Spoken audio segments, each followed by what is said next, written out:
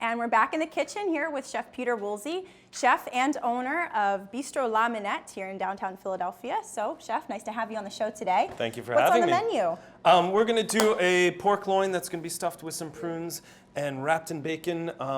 In French, they call it Roti de Porc au Pruneaux. Oh, la la la. Sounds fancy. So there's a bit of a technique behind it. It's a really simple dish, so we got to get going. Okay. There's a bit of a sauce to make along with it, so we got to get that going as well. But let's start with the pork, get her opened up, get her stuffed. I'll show you a little bit of the technique. Sounds good. So first we start with a nice pork loin that we have cleaned of all the fat, the silver skin, it's all been taken off. You can see some of the chain that's been left behind. We're going to use that. We're not going to throw it out. There's no point. There's lots of flavor there. So we're going to open it up. It's going to open up kind of like a threefold letter, right? So we're going to just come across the top like that. Maybe give it a little, help there. Just and like then we're going to come out this way. Okay. And open it up like this, right? So right at this point, we have our pork loin completely opened up. This is the point to season it, right? And so that way the seasoning is going to be all in the center of it. It's going to be really nice. So we'll get a little bit of salt right in here and be nice. It's a thick piece of meat, so we got to be nice and generous with the salt, right?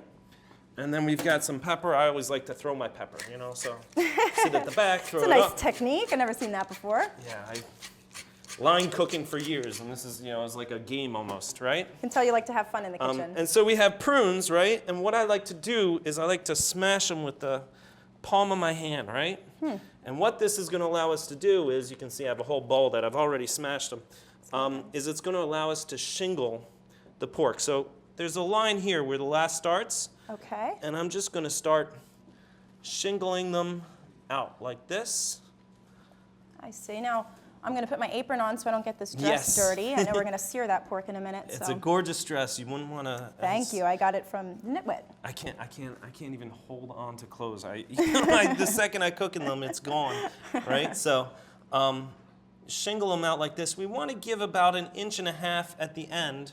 And here we go. We're going to just roll real nice and tight, and we flip this end over, roll it over, keeping everything in. And voila, we have the pork stuffed with prunes. That's very easy, right? Now we got to tie it up and we got to make it look as beautiful as we spent all this time doing it. So I have a bit of a method here, right? I've pre-cut some string. You can do this at home.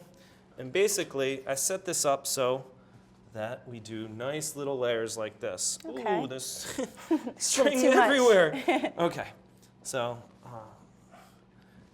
we do that first. And since this is wrapped in bacon, we're going to put this right on top of the string.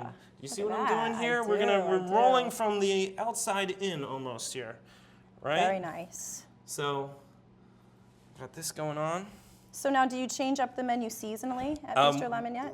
Obsessively seasonally, which is, God, the poor guys who work for me, they really, really work.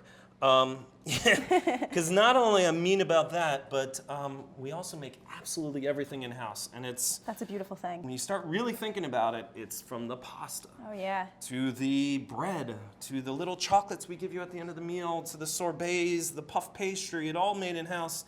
Those poor guys, they have to show up real early in the day and they work real late at night to keep the whole menu going. All right, so we have the bacon, we've got the string. I'm going to take this guy and put him right in the center, right? And this is going to be real easy. I'm going to just take my knife, put it underneath. Oh, look at that. Right? Put the string back. Right? And we're going to do the same on the other side. Wow. How many tables or how many people does your restaurant seat? Well, we've got a lot going on at the restaurant. We have a private dining room that seats 20. Very nice. Featuring a table that my father and I built from hand. We actually completely did the restaurant from bottom up. So you do more than just cook. Well, when you're trying to open a restaurant on a shoestring, you learn how to do a lot of things. And we've got 60 people in the main dining room. In the summer, we have an outdoor seating space that sits 30 in the back. It's a little tiny hidden garden. And we've got a little patio out front, too. So it's like tying shoes. You just keep going, Right. Stay tuned for more Best of the Best with Chef Peter Woolsey. We are back with Chef Peter Woolsey of Bistro La Minette. So tell me a little more about the menu. I know it's a bistro, so it's not real fancy fine dining. Yeah, well, we have one main goal at the restaurant, which is you can rip it out of its foundation put it in France, and no one would even know the difference, right? The menu hails from all over France. We use every sort of region. But really, the idea of it is that it's just super authentic French bistro food. Great. Right? So we've got this all tied up. It looks a little gnarly from this end, but when I flip this over, you're going to say, wow, right? So just take some of these, pull them right off. Wow. That looks pretty, right? She's a beaut. So all we're going to do is we're going to take this, we're going to put it on a roasting rack, we're going to throw it in a 400-degree oven, and we're going to let it cook. Here's the thing, someone's going to say, how long does it cook? I don't know how well your oven works. Sure. So really what we're looking for is an internal temperature of 150 to 155 degrees. There's something called carryover cooking. So once you hit 150, it's going to go to about 155, 157. Same thing if you take it. It depends on how well you like your pork cooked. Sure. We don't need to cook pork all the way through anymore. The USDA has now approved pork for cooked less than well. We're going to put this in the oven. All right, so for the sauce, we saw that we have all these sort of leftover nuggets over here, right? So yes, the nuggets. so we have this is called the chain that comes off the pork, right? So when we dressed up the pork real nice, we have this little chain going. We just want to take off the little pieces of fat. You know, you don't have to be too specific about it. Chop it up, right? Get the flame nice and searing hot on your pan. Use some bacon for this sauce. So the idea is it's going to be pork, bacon, vinegar, and we're going to use some just regular old chicken jus to help us along. So anyone know what, chicken jus? It's basically we're roasting chicken bones and we cook them forever. 12 hours, and then we reduce for another 4 hours until it's this gelatinous blob of delicious chicken tasting sauce, right? Nothing out of a carton in this restaurant. Not a single thing. So here we go. We're not even going to need much. The pork itself is going to create its own fat. Okay. Right? We're going to sit there and get this all nice and brown. Trying to get some color on that? Yeah, absolutely. And then we're going to add some good shallots to it. All right, so we don't even have to be that specific about how we cut them. Okay. They just got to join in. Are we just trying to extract the flavor out of here? That's all we're doing. Now, this sauce needs to cook a long time. At the restaurant, we've served this dish a couple different ways, but really, we're going to do a little bit of Jerusalem artichokes, right? Love 'em. You know what plant that's from, right? Sunflower. Is it really? It's a sunflower root. I honestly did not know that. Yeah, they're delicious. Learn something new every day here on the Best of the Best. It's funny, right? So we're gonna let the butter melt. Take some fingerling potatoes. These I've cooked with a little bit of garlic and thyme in boiling water, a little bit of salt. That way they're already seasoned before I get going, right? And we'll just do those face down so we get them nice and brown. Right? Nice crispy potato. We've got some Brussels sprouts. Here's the thing about Brussels sprouts. You really got to make sure they're cooked through when you blanch them.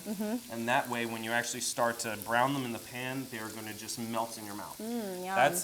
So you don't get that nasty smell. Yeah, absolutely. And not only that, it's easier to digest them. Okay. And it's also, they're just much more attractive.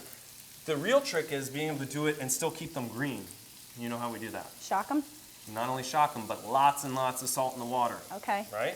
A couple of the Jerusalem artichokes, which... The sunflower root? Yeah, just sliced them, and on this side, there, we got some browning going on, right?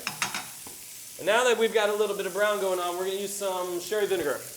I use a 20-year-old sherry vinegar. It sounds expensive, actually really reasonable. I don't know, like $3 or $4 a bottle. So we'll give it a little bit.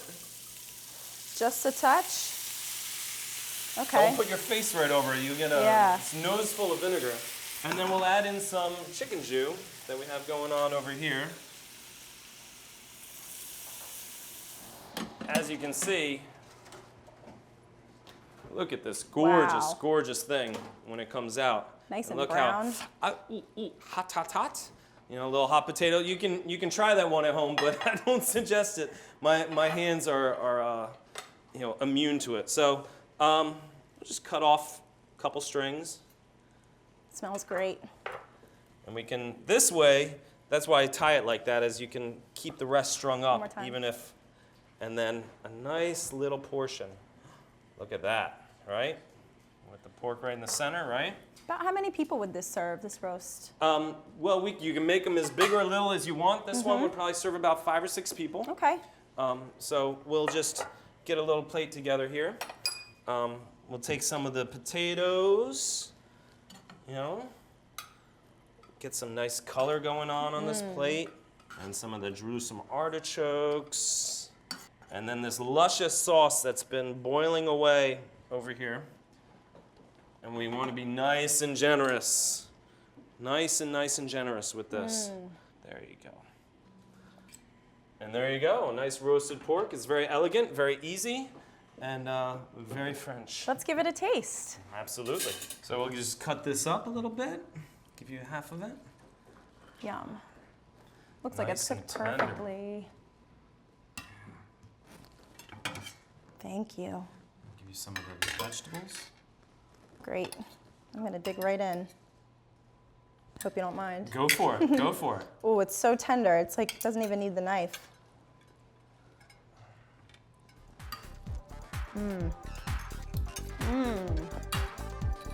And to get pork loin to be that nice and juicy, and perfectly cooked, it's not an easy thing to do. It's delicious, isn't it? Cheers. Can't wait to get over and try the restaurant. Thanks so much for being with us today. We look forward to having you. Thanks. After the break, we'll visit Pinocchio's Pizzeria and Beer Garden in Media.